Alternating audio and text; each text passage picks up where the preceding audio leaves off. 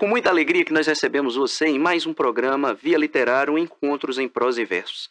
Esse que é um espaço que se dedica a ser uma celebração da palavra em suas múltiplas formas de expressão, seja na poesia, seja no teatro, seja na música, no texto escrito e no texto verbalizado.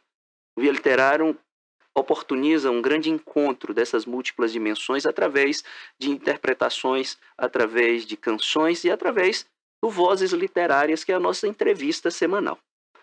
No encontro de hoje, nós temos o Momento do Poeta, sob a responsabilidade da sensível poetisa, atriz e psicóloga Carmen Camuso. No Vozes Literárias, nós recebemos um multimídia, jornalista, escritor, agitador cultural, fundador da Alambique, Daniel Tami. A crônica da semana, sempre a cargo da nossa querida e talentosa Leila Oliveira. E no momento musical, nós temos ele, já esteve conosco, está de volta, Silvano Gonzaga, trazendo toda a sua sensibilidade, toda a sua trajetória na música popular brasileira em Itabuna e em todo o país. E você fica sempre com as indicações de leitura do Vitrine da Via. Esse é o Via Literário, Encontros em Prosa e Versos, para você.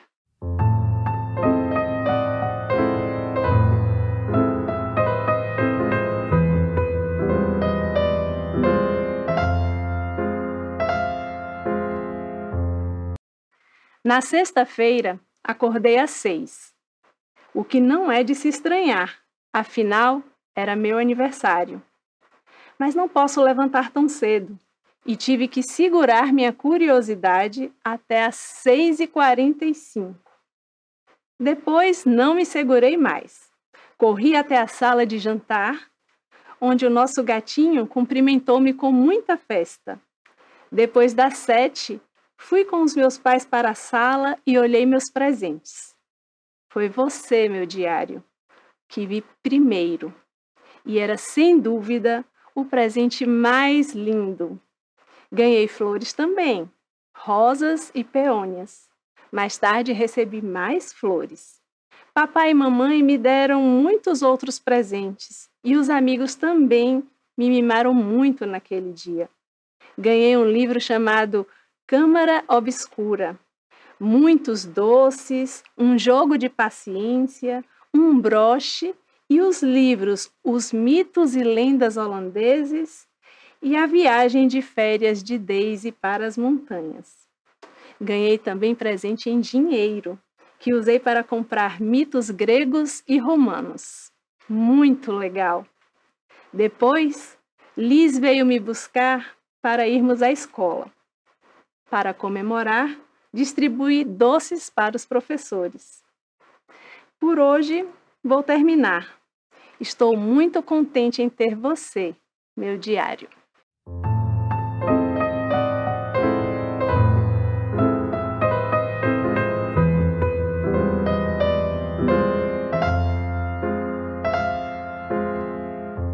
Chegamos agora ao Vozes Literárias, esse quadro do Via Literário Encontros em Prosa e Verso, no qual recebemos os nossos autores da Via Literário, mas que também são personagens emblemáticos da cultura da nossa região. E hoje eu estou sensivelmente feliz por estar recebendo aqui alguém que é uma grande referência nas telecomunicações, no jornalismo e também na cultura, né, da nossa região. Assim como eu, ele não é Grapiúna, mas essa terra nos abraça. E quando nós saímos, nós dizemos isso aqui nos bastidores, quando nós saímos, ansiamos por voltar. E quando voltamos, nos sentimos tão acolhidos como na primeira vez que aqui chegamos. Ele é pai de Sara e de Hannah, ex-seminarista.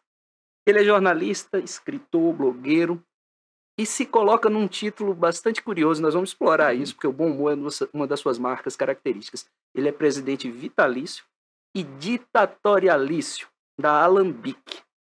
É a Academia de Letras, Arte, Música, Birita, Inutilidades, Quimeras, Utopias e etc. Autor de 5 livros, editados pela Via Literário, ele é um inquieto pensador, cronista, contista, é alguém que tem um olhar apurado sobre as transformações que nós estamos vivendo, e em especial, pós-crise da lavoura cacaueira, que culminou na publicação de um livro primoroso, chamado Vassoura, um livro de contos que transita sobre as implicações do pós-crise. E Sem mais delongas, quero apresentá-lo e dar as boas-vindas. Daniel Tami, muito bom estar com você. Obrigado por aceitar o nosso convite e por vir aqui falar de sua vida, de sua obra e de todo esse olhar atento, crítico, bem-humorado que você usa no jornalismo da literatura. Para mim é um prazer estar aqui. É bom falar de jornalismo, falar de literatura e falar dessa coisa grapiúna que a gente que é de fora acaba assimilando de uma maneira que prende no bom sentido. Você vem, eu imaginei que ia ficar 1 ano, 2 anos aqui, já estou há quase 40 e esse é meu chão. Maravilha. Queria dizer o seguinte, nosso programa, ele tem 2 momentos nessa parte de apresentação. Um primeiro é chamado Ele por Ele. Então, nós não falamos a biografia toda do nosso convidado ou da nossa convidada, justamente para que ele possa alinhavar essa breve apresentação inicial. Então, eu queria lhe perguntar, ele por ele, quem é Daniel Tami? Bem, eu sou paulista de Olímpia, comecei no jornalismo, fui seminarista em Osasco durante 5 anos, e aí eu peguei um período do seminário em que a gente começou a estudar fora.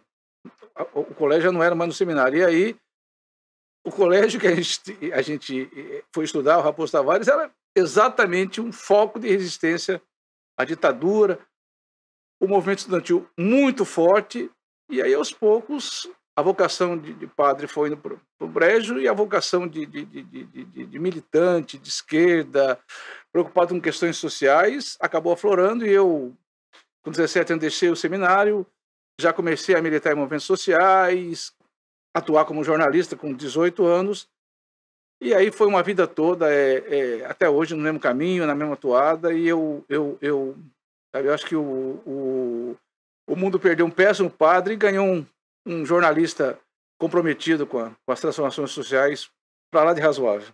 E ganhou também um excelente escritor. Vocês vão ver que eu não estou aqui fazendo louvação sem lastro, não. Nós vamos, nesse programa, desenrolar aqui muito da nossa conversa em torno dos escritos de Daniel Tami. Daniel, um segundo momento nessa apresentação, ainda nesse bloco de apresentações, nós chamamos de A Ti Dedico.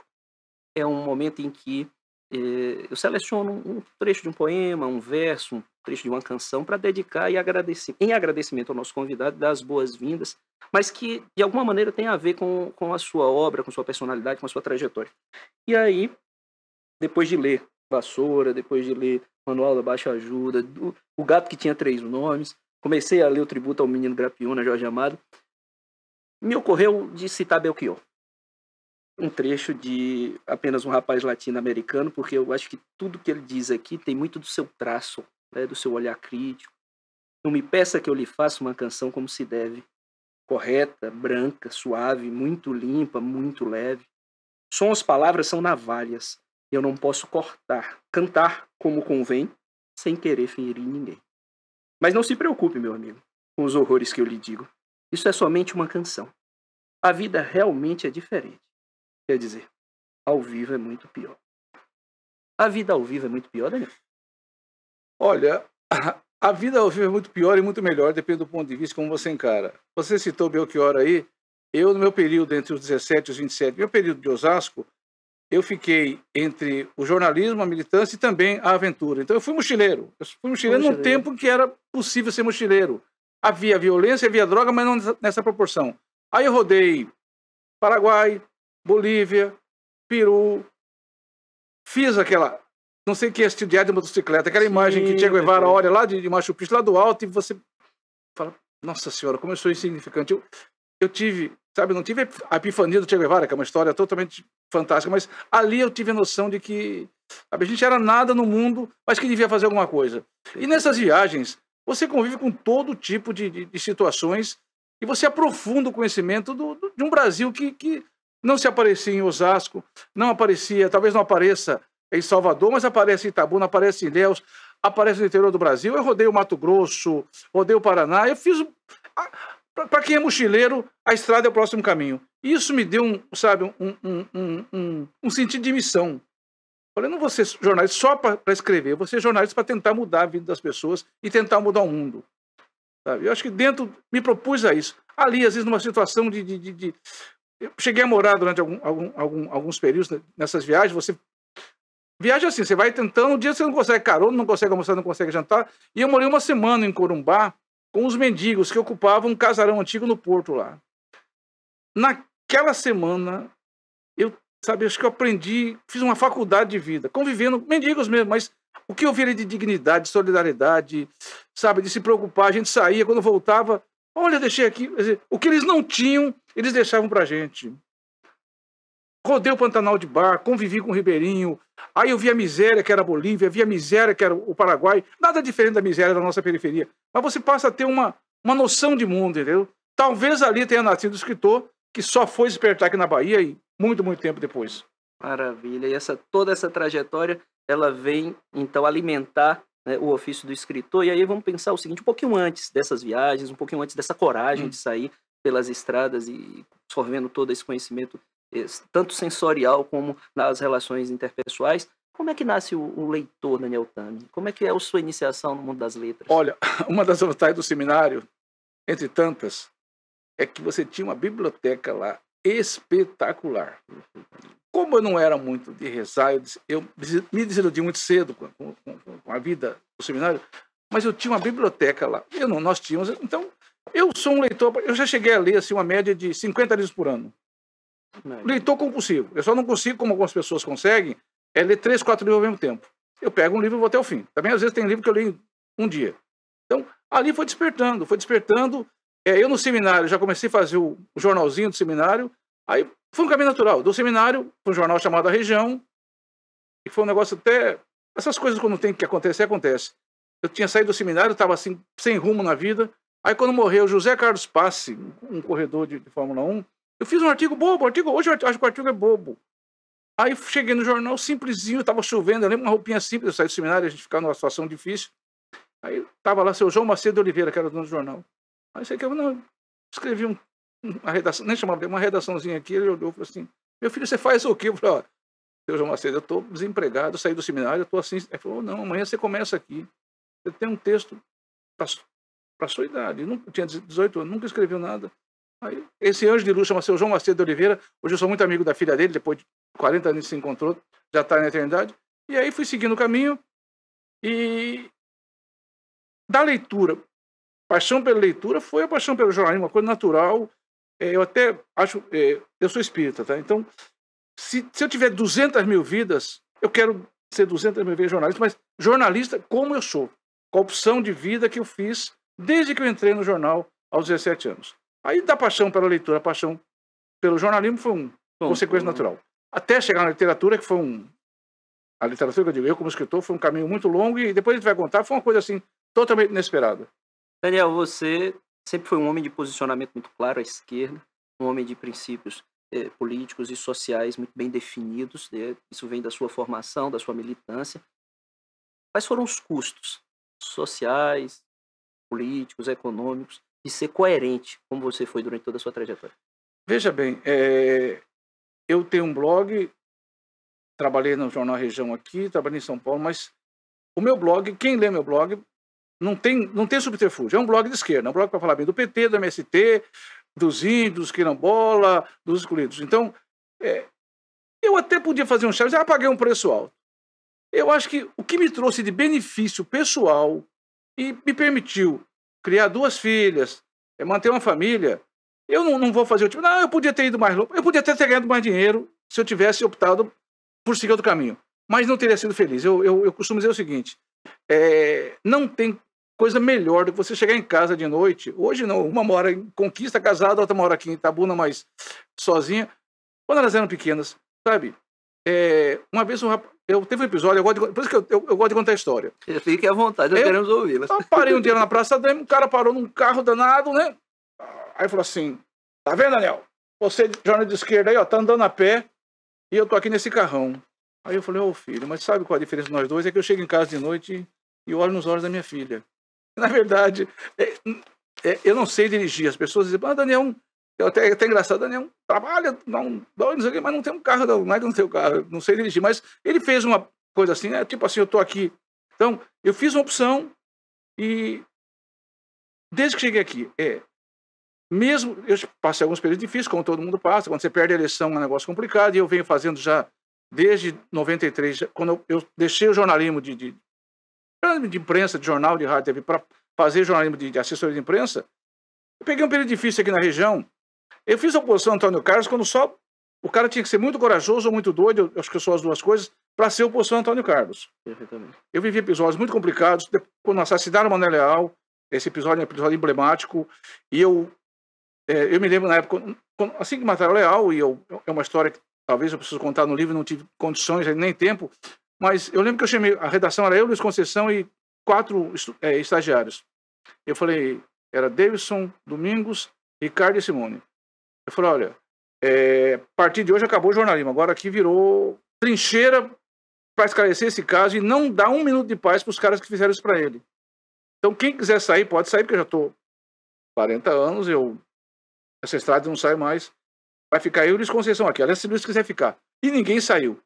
Aí, nesse período pós-morte de Manuel Leal, eu realmente entrei num processo assim de ir para Brasília para denunciar no Congresso, dar entrevista à Sociedade Americana de Imprensa, Repórter Sem Fronteira. Não dei 1 minuto de sossego para aquelas pessoas que fizeram aquilo com o Leal. Ali foi uma época de jornalismo extremamente militante mesmo, de defender uma causa. Sou diretor do sindicato há 450 anos, entendeu? Já sempre nessa defesa. E no caso dele foi um período muito difícil, porque... E hoje eu posso contar, porque o tempo já passou. As pessoas ligavam e diziam, Daniel, sua esposa trabalha no colégio tal, suas filhas estudam no colégio tal, sua esposa entra no colégio tal hora, sai tal hora, suas filhas falavam o nome delas, estudam tal hora. Tá bom, e desligava o telefone. Aí eu fazia filosofia na UESC, 2000, logo depois da morte dela. Aí eu saía, pegava o ônibus, entre o ponto de ônibus e minha casa, dava assim uns 200 metros. Aí começava a me seguir e tal, só para assustar, não ia fazer nada. Até que eu cheguei um dia e falei, putz, já tá cansando, né? Não vão fazer nada comigo mesmo, mas já tá me irritando. Aí eu procurei um dos caras, que eu sabia que... Né, porque aqui você sabe tudo. Falei, olha, é o seguinte, vou dizer uma coisa, sabe, eu não tenho medo, se eu tivesse medo eu não estava fazendo aquilo, agora já está enchendo o meu saco. Então, vou dizer uma coisa, vocês são a minha garantia de vida. Rezem para não acontecer alguma coisa comigo, porque se acontecer, ninguém vai dizer que não foi vocês. Então, vamos inverter agora, quem vai ficar com medo é vocês. Eu já, minha cota de medo, mas você fica, eu tinha mulher e filhas, então vocês são a minha garantia de vida. Se vai acontecer alguma coisa, então vamos parar. Aí pararam. Aí com o tempo isso vai passando e tal. Mas um período pós-morte de Leal, durante uns 5, 6 anos, eu acho que eu abandonei o jornalismo para fazer mesmo... jornalismo de guerra. Mas não me arrependo, não. Aí, resumindo a sua pergunta, que às vezes eu estou muito prolixo, é que eu poderia ter ganhado mais dinheiro trabalhando para várias propostas que eu recebi e não aceitei. Poderia, mas não faço o tipo coitadinho, não é porque eu não sou coitadinho.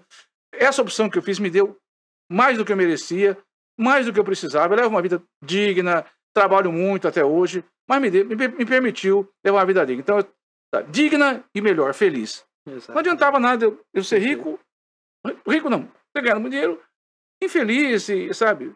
Tem umas coisas assim que eu sou muito disso. Eu só trabalho para quem eu acredito.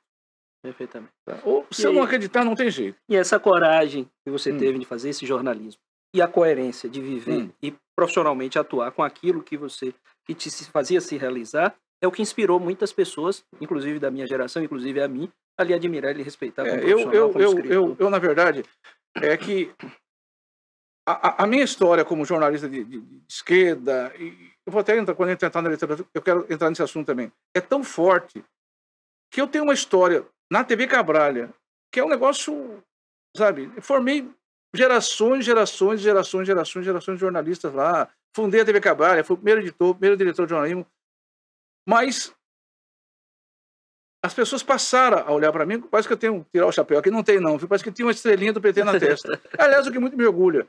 Mas é isso, é um lado bom e o lado que às vezes eu digo, eu acho que eu merecia mais reconhecimento, entendeu? Mas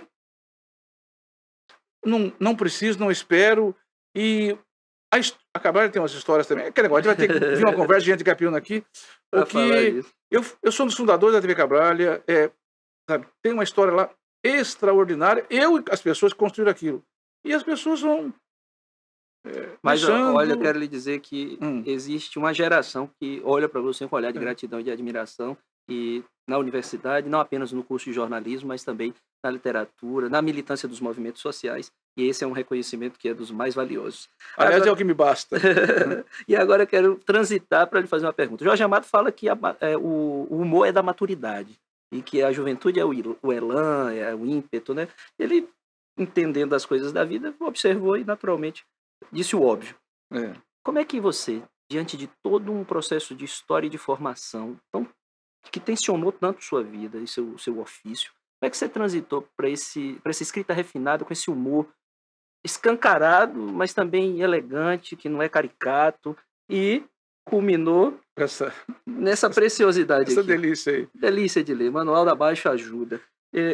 Mas antes de falar do livro, foi um processo natural de experiência acumulada pelas leituras, mas qual é que foi essa virada de chave? Não, mas na verdade, olha que estranho. Mesmo nos momentos mais tensos, eu sempre fui um cara bem-humorado.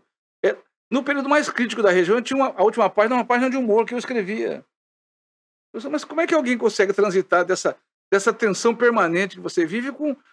Então, eu sempre fui um cara bem-humorado. E outra coisa, eu sempre fui o cara do copo meio cheio. Sim. Nos piores momentos, assim, da vida pessoal, da vida profissional, eu sempre consegui enxergar o copo meio cheio. Então, isso ajuda muito. Porque se você... às vezes a esquerda tem isso, o cara tem que ser mal-humorado, tem que ser chato.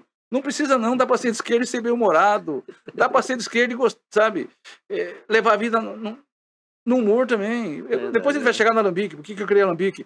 Mas é isso. Eu via muito isso, sabe? Você ia para reuniões assim que você não podia sorrir. Eu digo, puta que pariu, a gente não pode fazer uma brincadeira aqui não. A gente... tudo bem, tem compromisso. Mudar o mundo é ótimo. Mudar o mundo é fantástico, né? Porque a gente não muda nem a casa da gente, mas a gente quer mudar o mundo. Mas você não precisa ser mal-humorado. Então, essa questão do humor não foi uma autoridade, não. Eu sempre fui. Sempre foi. Eu sempre fui escrachado mesmo. Então, ainda nessa veia do humor, o que é um livro de autoajuda para Daniel Tan? Rapaz, eu tenho momentos tem 2 livros meus que foram assim, acho que eu estava naquela fase é idiosincrasia a palavra? Eu não sou muito... Eu costumo brincar que eu sou muito empírico, a minha cultura não dá para encher uma xícara, mas eu sou empírico. Aí, às vezes, a palavra é essa mesmo. Eu comecei, aí apareceu a Academia de Letras de Ilhéus, depois a Academia de Letras de Itabuna, depois a Academia de Letras Jurídica, a Academia de Letras Maçônica, só faltou a Academia de Letras de Câmbio, mas letra de câmbio já não tinha mais, né? Aí eu falei, peraí. E aí você via também, caramba, tem tanto imortal assim para encher tanta academia. E aí eu falei, eu vou fazer uma brincadeira aqui. O duro foi fechar a palavra alambique. Você viu que eu fui até, quando chegou no que e eu, aí eu tive que botar que tais, utopia, eu sei que eu criei essa academia, foi uma brincadeira, foi no momento que tinha surgido a Grau e a Lita. Deixei bem claro que eu não queria ofender ninguém, era mais uma brincadeira mesmo, alguns aceitaram, os outros não aceitaram, eu também estou um pouco me deixando se aceitam ou não, e criei no ABC da Noite. Aí foi uma brincadeira, porque veja bem, como é que a gente imortalizava? Chegava um jornalista de São Paulo, ia lá e imortalizava. Chegava o Valmir Rosário e imortalizava. Umas brincadeiras. Sim, só que uma brincadeira que daqui a pouco os caras começaram a citar Alambique. Eu falei, tem 3 academias. Eu falei, não tem não, isso aqui é uma brincadeira, pô. Uma brincadeira. Tanto é uma brincadeira que eu sou presidente vitalício, imortalista, ditatorialista, porque eu sou cubano, baiano, paulista, essa coisa toda. Eu sou guevarista, eu fico brincando. Então, eu criei lá ditatorialista, imortalista e vitalício. Até porque... Mas foi uma brincadeira, não teve despretensioso, como todos. A prova de que eu sou uma pessoa bem-humorada, e sempre fui isso. Eu fiz uma brincadeira, daqui a pouco eu estava vendo lá nos blogs, a Lita, a Grau, a Alambique, não, isso aqui, aí depois criei a comenda Dedé do Amendoim. Dedé do Amendoim foi acho que o personagem folclórico de Itabuna. Uhum. Dedé, junto com o Caboclo e com o Zequinha do Catiquero, é a tríade que simboliza a boemia de Itabuna. É verdade. Dedé, Deus já levou.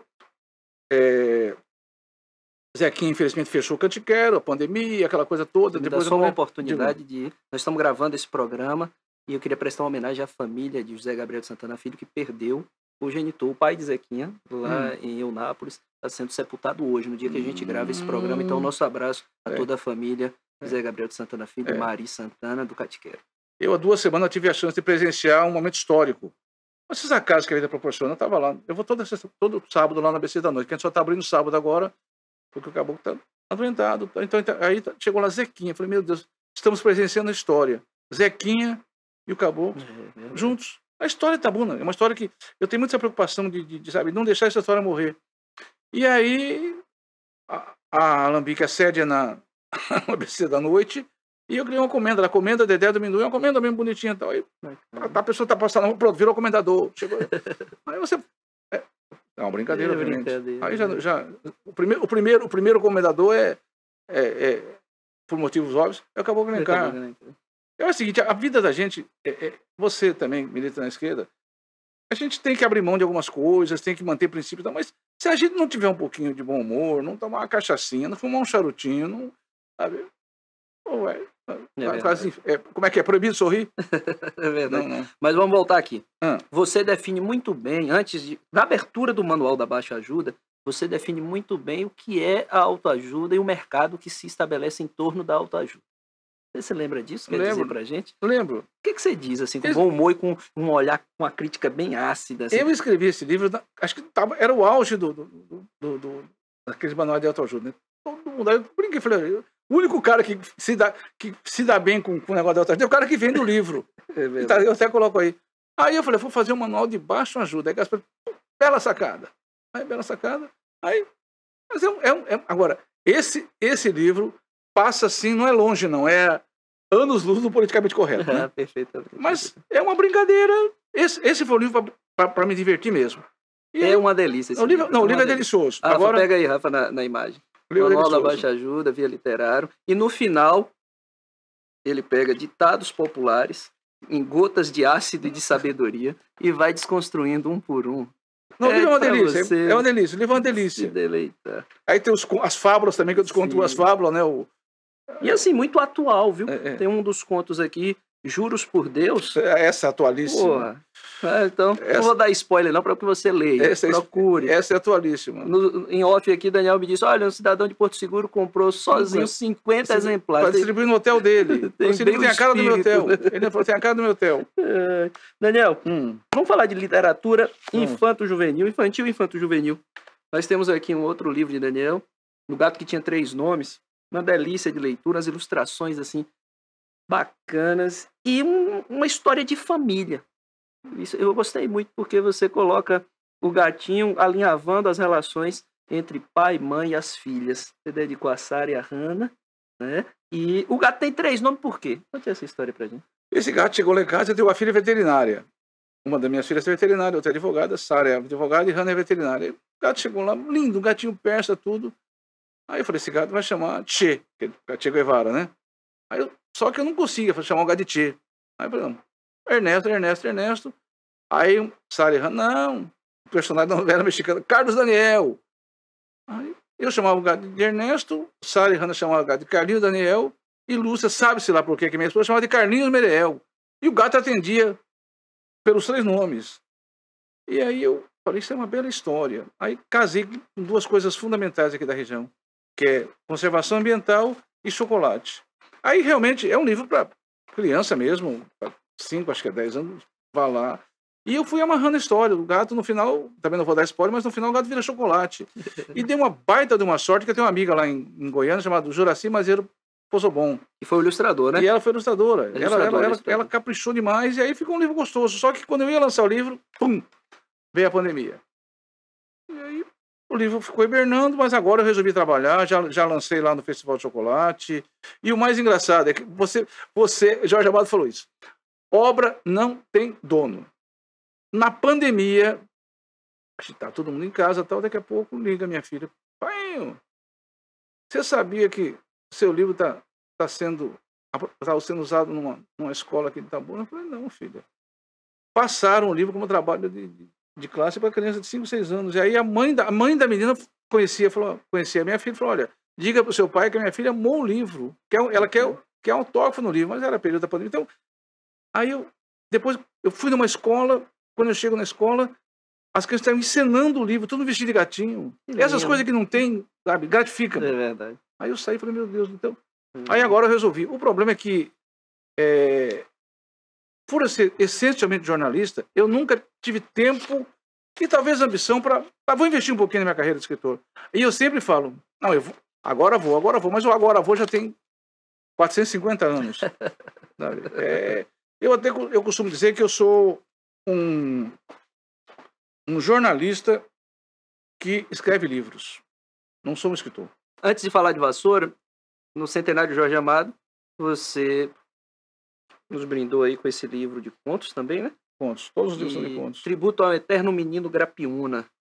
Qual foi aí o fio que alinhavou essa escrita? Eu queria homenagear Jorge Amado. Falei, eu não posso imitar Jorge Amado. Não posso plagiar Jorge Amado, mas eu quero fazer uma homenagem. Aí fiz o livro, o que eu pego? Eu pego aqui, aí eu pego os principais contos dele e contextualizo para os tempos atuais. E aí vamos lá. Aqui, vamos lá. Aí vai. Dona Flor e seus 2 maridos, em vez de ela ter 2 maridos, ela tem uma mulher e um marido. Ela é uma, no fim, ela se apaixona por uma mulher. Então, eu tenho que, aquilo que Aurélio Só me fala, eu consigo achar soluções interessantes.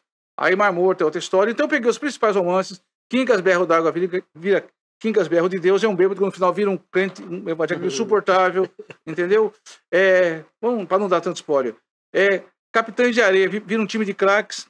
Em vez de ser os meninos lá na praia, lá em Salvador, passa a ser ambientado em Itabuna. Um grupo de meninos viciados em crack. Gabriela passa a ser uma moça que vai trabalhar. Ela é desvirginada quando estava trabalhando empregado e vai para um brega e tal. Ou seja, eu bebo na fonte de Jorge Amado, mas não tem plágio. Perfeito. Mas é uma linda homenagem a ele. E esse livro foi muito engraçado, que quando o livro estava pronto, Gasparetto já... Gasparetto é ótimo. Você fala que tem um livro, ele fala, lança amanhã. Aí eu recebo uma... Eu tinha avisado Paloma Amado, a filha de Jorge, que eu ia lançar o livro. Ela falou, tudo bem. Aí um dia eu recebo um e-mail da editora Moderna, que era a editora de Jorge, olha, você não vai lançar esse livro. Você vai tomar um processo, é violação de direito autoral e tal.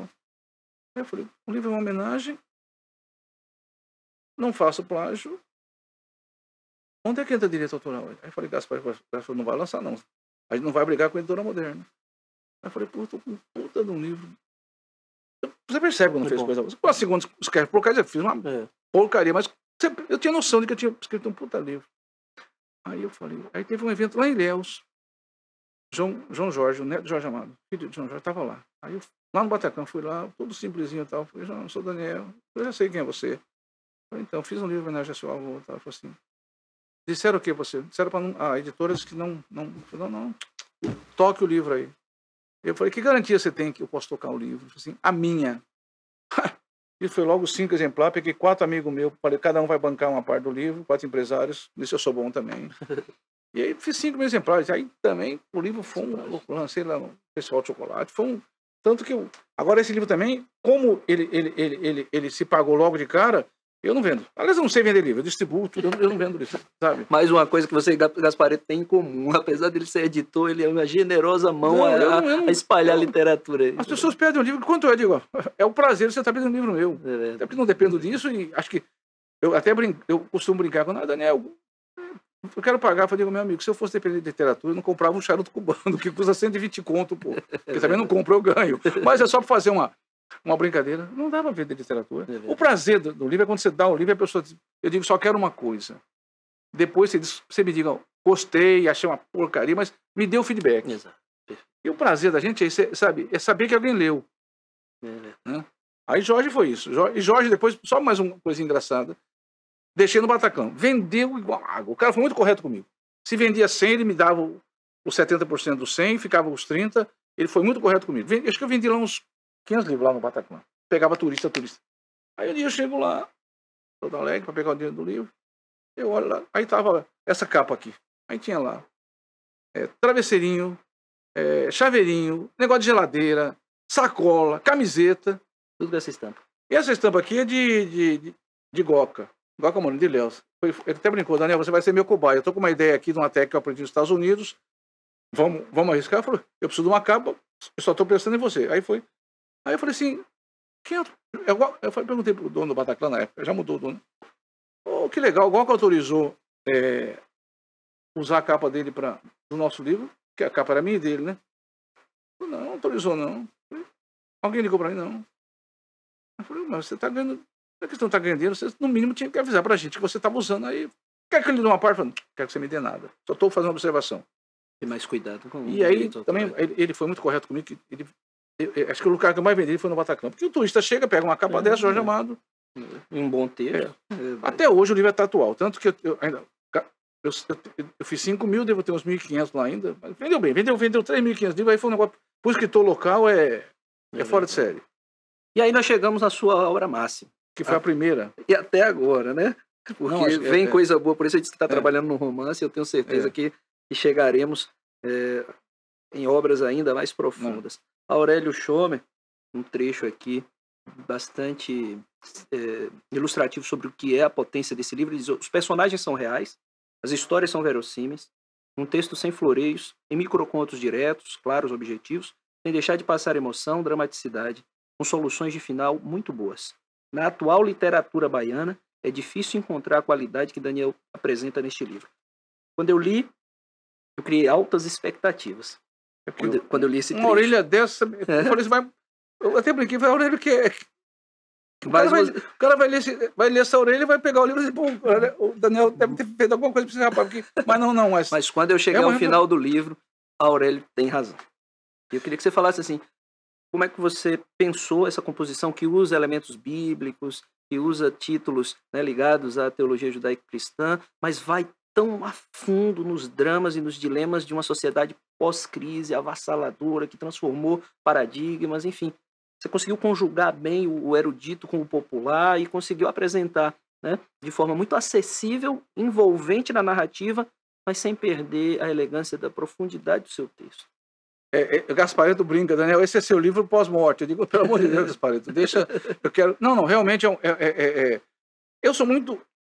Eu fui muito assim, comedido, mas esse realmente é um livro que se você pegar os 20 melhores livros escritos na região nos últimos 30 anos, esse tem que estar incluído. É verdade. Sabe? E aí entra um componente. Eu, como jornalista, acompanhei na TV Cabaré, na região, a chegada da vassoura de bruxa.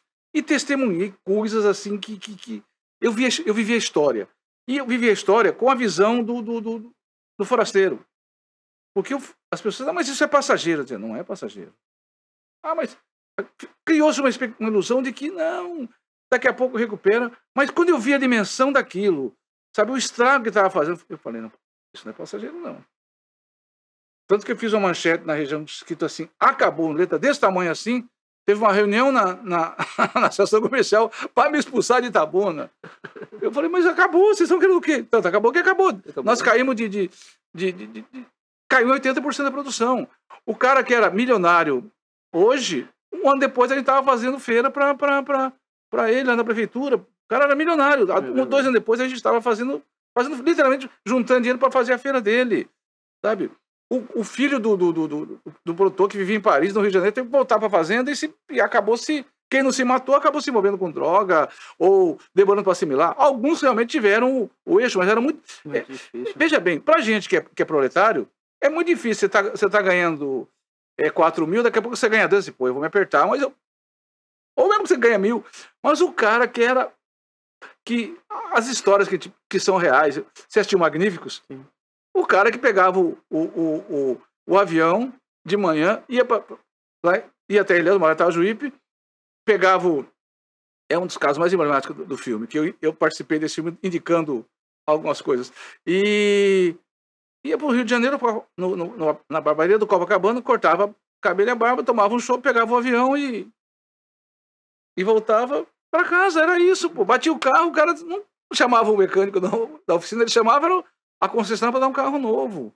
Eu me lembro de uma história emblemática. Eu fui com o Maneléu almoçar no Palace Hotel. Na época o Palace Hotel era Aí eu peguei o cardápio e tal, ele falou assim, você tá olhando o quê? Eu falei, tô olhando, não, você tá olhando o preço? Tô olhando o preço, claro. Eu falei, não, aqui ninguém olha preço, não. Quer dizer, são frases emblemáticas. Aí veio a vassoura e pum, jogou no chão. Aí o que tem Ciro de Matos, aqui tem Jorge Amado, Antônio Lopes, Jorge Araújo, tem gente aqui que não chega não chega aos pés enquanto escritor. Aí eu falei, mas ninguém vai tocar nesse tema, não. Esse tema é fascinante. Isso aqui é a história passando nos olhos da gente e ninguém vai abordar esse tema. Aí eu falei, eu vou fazer um livro contando essa história. Aí eu pensei, não posso fazer um romance porque eu tenho dificuldade de fazer textos longos. Eu tenho que admitir que eu sou bom de aquilo que você falou aí, de escrever a facão, com um punhal. Aí eu falei, meu Deus do céu, eu vou fazer um... E aí eu sempre, como jornalista, eu sempre disse, o que aconteceu aqui é uma tragédia de proporções bíblicas, o Apocalipse. É verdade. Aí E olha, o mais estranho, ou mais estranho não, o que aconteceu é que eu falei, Gasparito, eu vou escrever um livro sobre Vassoura e Bruxa. A gente vai publicar. Você tem o que escrito? Eu falei, só uma ideia. Olha, a Vassoura foi escrita em 20 dias. Mas também foi uma coisa assim meio espiritual, porque eu estava dormindo, vi uma ideia. Esse livro é epifania, pronto, usou a palavra certa. Eu gosto de usar, acho linda a palavra epifania. Às vezes eu uso até de uma maneira que não. Mas é isso. Vassoura foi uma epifania. Eu escrevi 20 dias. É assim, eu estava na rua, vi uma ideia, eu ia pro telefone, ou estava em casa, estava almoçando, estava deitado, mas Vassoura foi escrito em 20 dias e não foi reescrito. O que saiu na primeira versão, já Jorge Amado, os demais, eu melhorava ou piorava, dependendo do ponto de vista, mas Vassoura, o que saiu o conto que saiu, ficou ali. E aí, Vassoura é isso, é uma tragédia macro com a visão micro. A visão na verdade, Vassoura é uma visão mais do jornalista do que do escritor. E aí eu falei, se é uma tragédia apocalíptica, proporções bíblicas, eu vou beber na fonte da Bíblia. Fui na fonte da Bíblia, e aí Gasparito tem razão, Gasparito e o Aurélio. Eu achei soluções de finais muito boas mesmo. Até me surpreendi, às vezes, como eu conseguia, que o livro, os contos vêm naquela coisa tensa mesmo. E aí eu sempre acho uma solução de final que não é inesperada. Quero fazer 3 comentários sobre o livro. O primeiro é que há uma coerência entre os títulos, porque você sabe, dar título é uma escolha arbitrária, né? Mas você consegue ter muita coerência entre o título e cada conto. Eu acho que você foi muito respeitoso com a dor do outro. Em momento algum eu tripudiei, pelo contrário. Eu que sou de fora da região, então eu comecei a olhar assim, eu não senti essa dor, minha família não sentiu essa dor, eu quero ver como é que ele tratou disso. Muito respeitoso. Então foi muito respeitoso, apesar de ter um humor até muito respeitoso. Mas eu não tripudio, até porque eu não podia tripudiar de uma tragédia que você viveu e sentiu a dor do outro. Vi amigos meus. Isso foi muito importante porque, eventualmente, alguém que viveu isso podia questionar como é que se tratou dessa ou daquela. Ainda mais um cara de esquerda, com toda facilidade, vou tripudiar desse livro todo aí. Mas não fez. Não, pelo contrário, eu fui respeitoso. E o último é uma campanha. Esse livro podia ser Prêmio Jabuti. Eu falo isso poucas vezes. Vocês que me acompanham já 16 programas no YouTube e alguns aqui na rede. É a primeira vez que eu digo isso. Eu só disse isso aqui para 2 livros. Para o Capanga de Soneto de Ciro de Matos e para a Vassoura de Daniel Tami. Fácil entre os finalistas no Jabuti. Esse livro está faltando alguém que não seja aqui da região pegar e dizer, esse livro está faltando, e eu perdi essa chance. A timidez é um negócio que atrapalha muito. Eu estava já fui 2 vezes para a África. A primeira foi com uma americana que eu falei, ela percebeu que eu senti o tamanho dela e o meu, ela gigante e eu pequeno, que ela, no dia anterior ela me levou para beber e falou, eu sei como você está sentindo, você está achando que você é pequenininho, eu sou. E realmente ela era uma sumidade americana e eu não sei, quando eu cheguei lá, eu falei, a Aurélia é doido me trazer para um negócio desse. E o pior não, o melhor é que depois acabou sendo, segundo o próprio Aurélio, o melhor debate da África. Talvez porque eu sou muito expansivo e tal. E eu perdi a chance. Aquele menino do 1808, como é que é o nome do jornalista? Laurentino Gomes. Eu tive com o Laurentino Gomes, falei do livro, ele perguntou do livro, e eu não tive a coragem de pegar o livro e dar para ele. Talvez se ele tivesse, né? Me arrependo, mas talvez não era o momento. Mas realmente, Vassoura vale. Não é porque nós estamos aqui falando de um livro da editora, não, e de alguém por quem nós temos muito carinho, é porque é realmente bom. Já está na 3ª edição. Daniel, nós estamos chegando ao final do nosso bate-papo. Eu queria pedir a você que, antes das suas considerações finais, fizesse aqui uma mensagem para esses jovens jornalistas em formação. Nosso público aqui universitário ele é muito, muito participativo, estudantes de letras, pessoal de jornalismo, pessoal da área de ciências humanas, pessoal dos movimentos sociais, acompanham os nossos projetos desde o YouTube, dão as devolutivas para a gente. E muito dessa turma, a grande maioria dessa turma, sempre me fala assim, por que não leva Daniel? Por que não leva Daniel? Não leva Daniel? São generosos. E aí, nessa transição, a Geno e eu, montando a agenda, então, senão o Daniel vai para a TV. Porque nós estamos fazendo a transição de plataformas, e na TV, Daniel é um grande contador de histórias, ele vai deixar um documento ali, muito bem estabelecido para que as pessoas assistam várias vezes. Esse é um programa para se assistir várias vezes e vou lhe convidar, já que fiz em off, mas convidar aqui também, deixar o registro, para você estar com a gente no Essa Gente Grapiúna. Bem, com o maior prazer. Que é um programa que nós estamos contando o caso da história Grapiúna. E eu me lembro, você falou de Zequinha do Catiquero, ele virá para esse programa, e Eduardo Anunciação proclamou A República do Catiqueiro. Do Catiqueiro.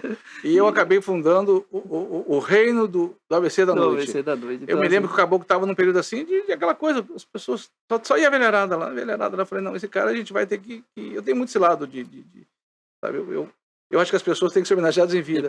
Aí eu falei, olha, eu tenho acesso a toda a mídia, essa relação que a gente faz, né? Eu falei, não, o caboclo vai voltar a ser o que ele merece.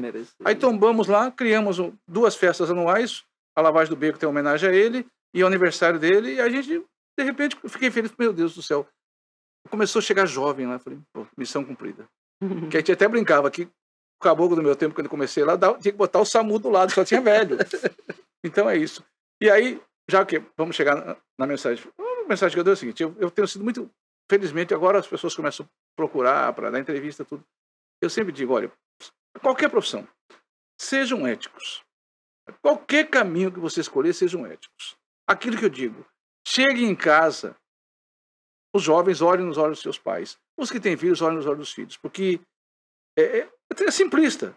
Deita no travesseiro, a cabeça afunda, olha nos olhos dos filhos. Então, tudo que você fizer, você vai escolher ser jornalista, arquiteto, professor, administrador, médico, mas não tergiverge de uma coisa chamada ética, porque ela tem que nortear a sua vida. Você pode ser de esquerda, de direita, de centro, e tem que respeitar. Agora, tem uma coisa que independe de sua posição política, que é ética. Eu cometi erros, muitos erros, até porque um jornalista com a minha história, se não cometer erro, vai ter que canonizar. E eu estou longe de ser canonizado. Mas dentro não, eu nunca, sabe, repito, cometi muitos erros, alguns deslizes como jornalista, que eu, para priorizar a notícia, eu acabei chutando um pouquinho. Mas digo isso a vocês, sejam éticos, sabe? E não é aquela coisa que o cara é jovem, quando é jovem é de esquerda, quando é adulto vai para o centro e quando fica velho vira de direita. Até porque eu devo ter síndrome de Peter Pan, porque eu era de esquerda quando era jovem, de esquerda quando era adulto, continuo de esquerda, mais de esquerda do que eu era agora que eu já estou com 65 anos. Mas, sabe, escolha o caminho que escolher. Agora, às vezes o caminho mais difícil é tortuoso, mas quando você olha a sua vida em perspectiva, ele é sempre mais gratificante. É verdade. Tá? Não escolha o caminho mais curto. O caminho mais curto sempre traz a armadilha e quando chegar na minha idade, talvez vocês se arrependam. E outra coisa, vivam. A vida, até para quem é espírita como eu, que acredita em reencarnação, ela é uma só. Eu sempre digo, eu não passei para minhas filhas nada que dizer, oh meu Deus, eu queria ter feito. É muito comum, o pai não fez, ou a mãe não fez, e projeta para o filho. Não. Minhas filhas têm as vidas delas, me orgulho muito, sabe, acho que são as paixões que eu tenho na vida, além da minha esposa, a Lúcia, mas, sabe, minhas filhas são a luz que norteia a minha vida. Então, mas eu não deixei nada que eu gostaria de ter feito e para projetar para elas. É melhor se arrepender das porradas que tomou do que se arrepender do que podia ter feito e não fez. Então, faça agora. Eu tenho uma palavrinha só aqui, ética. Com ela você segue a vida. A melhor palavra que você podia usar para encerrar essa nossa conversa. Conversei hoje com um gigante do jornalismo, um gigante da escrita, da literatura e da cultura da nossa região.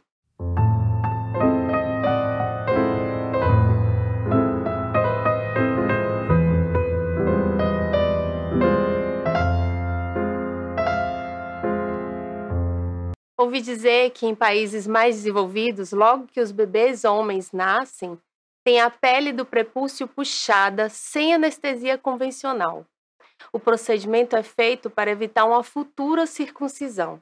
Aproveita o bombardeio neuroquímico de uma dose de açúcar ministrada intencionalmente. Uma dose de açúcar para um bebê que nunca o experimentou. Efeitos pirotécnicos e inaugurais de uma droga. Curioso como foi esse o exemplo que me ocorreu para fazer uma analogia com abuso sexual em crianças. Vou falar mais especificamente em mulheres. Não que os meninos não sofram esse tipo de agressão, mas porque a trajetória da mulher é um percurso de revitimização constante. A mulher sofre o abuso, os efeitos nocivos do abuso, da sua própria culpabilização e da culpabilização social, que diz que são monstros aqueles que cometem o abuso.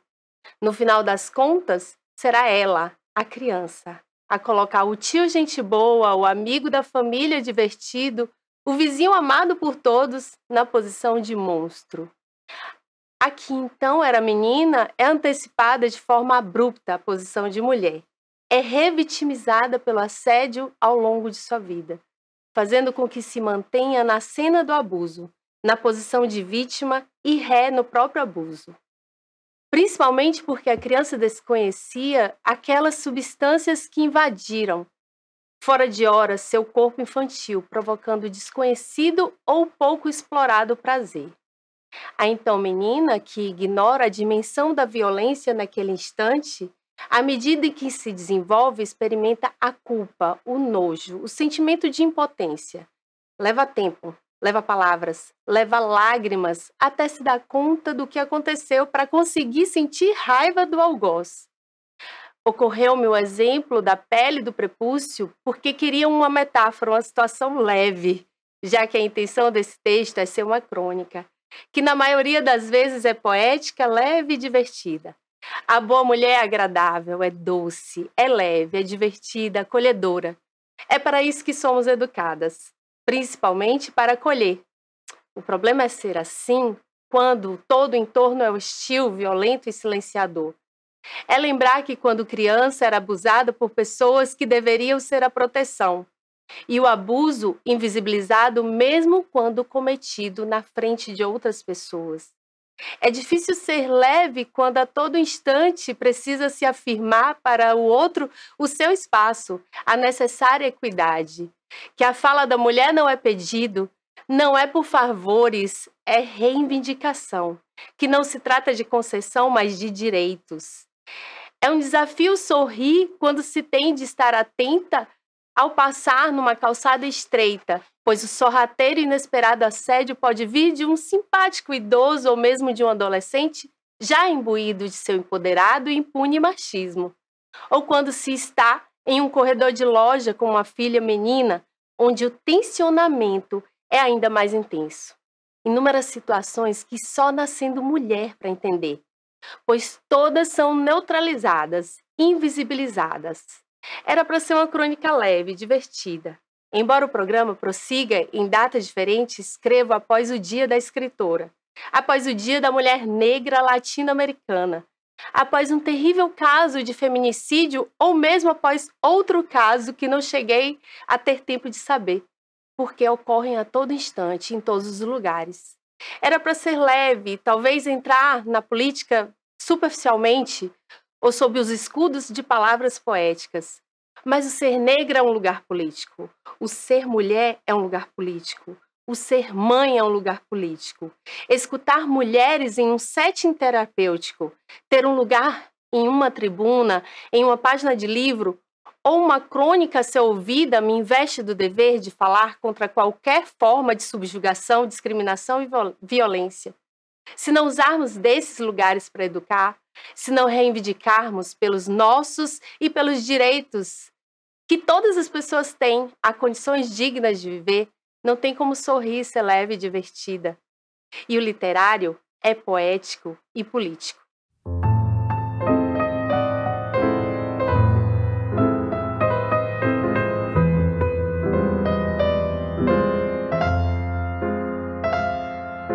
Chegamos agora ao Vitrine da Via, um momento que preparamos especialmente para apresentar a vocês indicações de leitura do selo da Via Literário e de outras editoras cujas obras sejam de referência para a formação leitora e para a ampliação do repertório de todos nós. E eu começo hoje apresentando um clássico da literatura brasileira do início do século XX, que se reveste de grande atualidade. É o Saboia Ribeiro, Rincões dos Frutos de Ouro, Contos Regionais da Bahia.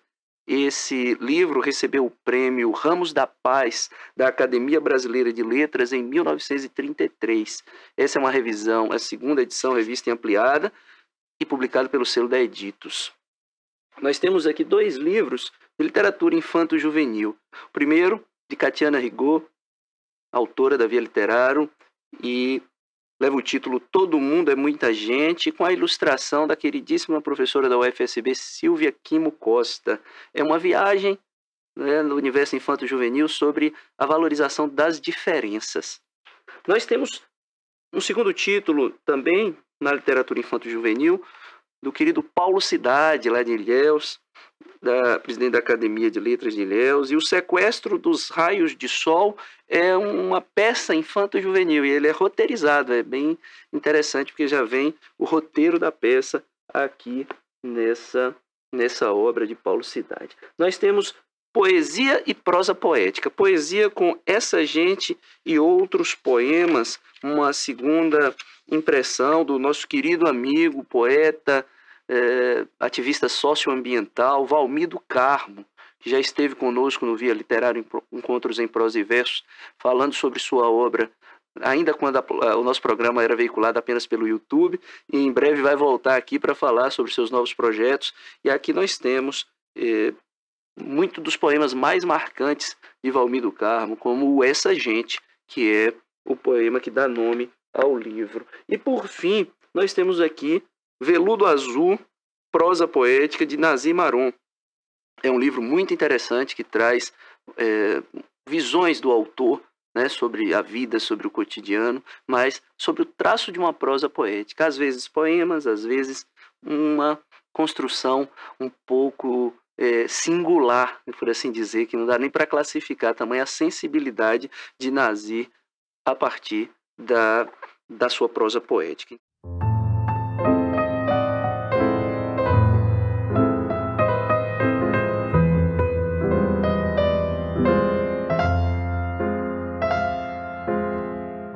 Há algumas semanas nós tivemos a alegria de receber aqui um talentoso músico que ele não é grapiúna de nascença, mas tem uma história tão vinculada à cultura da nossa terra que já é gente grapiúna. E agora estamos tendo a renovada alegria de recebê-lo aqui novamente. É o talentoso, múltiplo e inclassificável, porque tem tantos talentos, Silvano Gonzaga.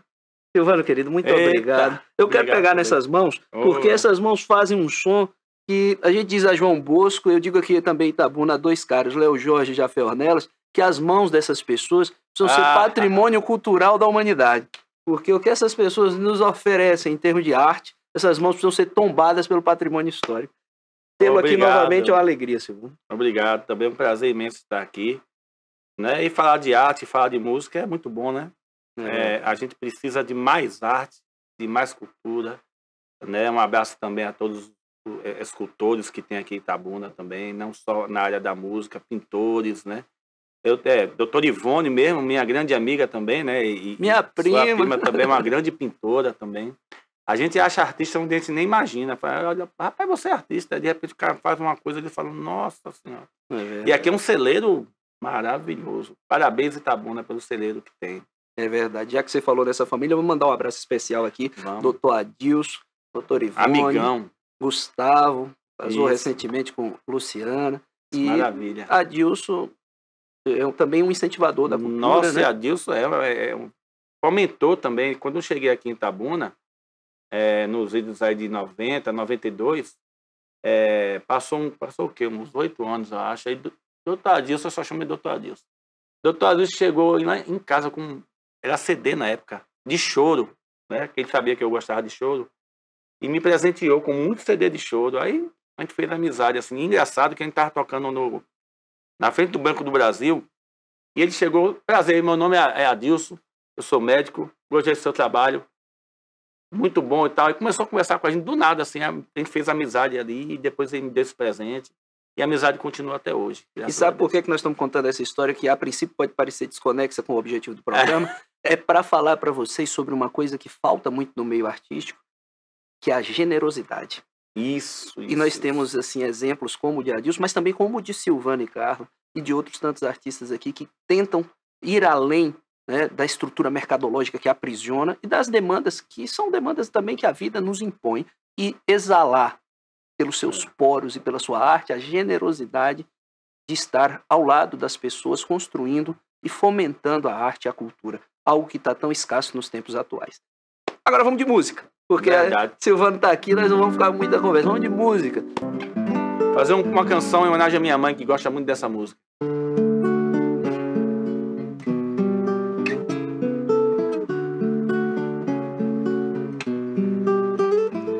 Ai, oi, oi, eu nasci pra sofrer, quis olhar pra você, meu zoinho fechou. E quando os olhos eu abri, quis gritar, quis fugir, mas você, eu não sei porquê, você se zangou. Ai, oi, oi, tenha pena de mim, meu senhor do bom fim, pode até se zangar. Se ele um dia souber que você é quem é, meu ioiô de aiá. Coisa boa. E com essa homenagem, nós vamos agora pedir a você, Silvano, que passe para a turma, para quem nos acompanha, e eu já vou fazer um pedido antecipadamente. Vamos prestigiar o artista regional no seu evento, vamos fazer uma contratação para os aniversários, para os eventos empresariais, e nada melhor do que dar essa visibilidade e ganhar também, nutrindo o seu coração com a arte dos artistas locais. Então, Silvano, seu contato no Instagram, telefone, tudo que para chegarmos até você. O meu contato é da parte instrumentista, né, que eu faço muita música instrumental lá também. É Silvano no Instagram, Silvano_Gonzaga. E com a dupla Silvano e Carla, que é minha esposa, que não pôde estar aqui hoje, porque está lá amamentando, tá? Nós estamos com uma criança aí de poucos dias. É Silvano e Carla Oficial. Sigam, curtam o nosso trabalho, vocês vão gostar. E o telefone para contato, 739-9133-4027. E para encerrar o Via Literário Encontros em Prosa e Versos de hoje, nada melhor do que a voz, a simpatia, a leveza desse grande músico, desse grande artista, Silvano Gonzaga. Vai de música com a gente. Vamos lá. Já que está no clima da seresta, eu vou fazer uma que é muito linda. Eita, amanhã vai gostar, viu? Um dia você vai pensar direito e vai procurar um jeito para me pedir perdão. É bem melhor você pensar agora, antes de chegar a hora da nossa separação. Eu já derramei um rio de lágrimas, muitas vezes chorei minhas mágoas, só porque eu te amo demais. Ai, amor,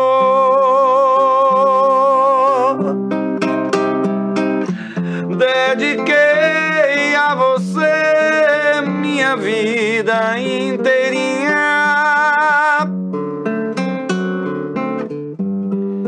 Nos meus sonhos de amor fiz você a rainha. E você vem falando em separação. Ai, amor, antes que seja tarde o arrependimento, eu não quero ouvir mil desculpas, lamento, porque tudo que fiz foi pra te ver feliz.